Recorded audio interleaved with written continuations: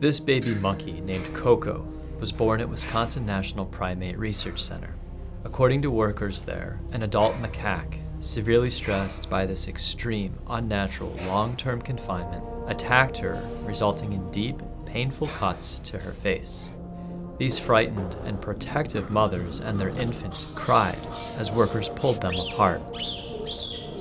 A PETA investigator worked undercover in this lab for 6 months.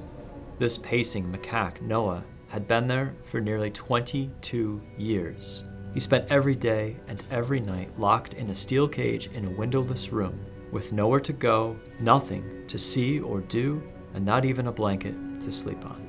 Cornelius, who was usually caged all alone, sat constantly, hunched over, having lost his will to live.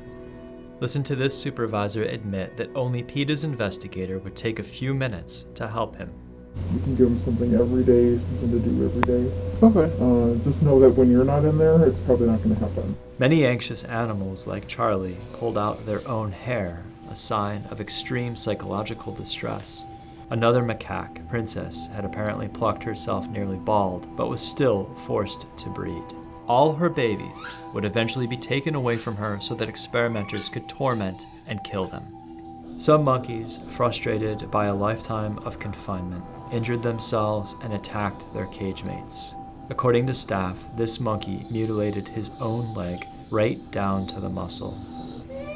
Ellie lost part of her ear in a fight with her cage mate, with whom she was trapped in just a few square feet of space. This worker described frequent injuries. Some of those monkeys can't live with other monkeys because they're assholes. Every time we put you with another monkey, you beat the crap out of him. Unfortunately, it takes a few injuries to figure that out. Constant captivity drives highly intelligent animals mad. Monkeys paced, circled, or rocked back and forth endlessly. Others constantly shrieked. Misery for these animals began on day 1. Macaques had to give birth in barren, wire-floored cages. Some infants were put in a bleak basement with only a stuffed animal for comfort. This infant's ears were stained green after workers tattooed them.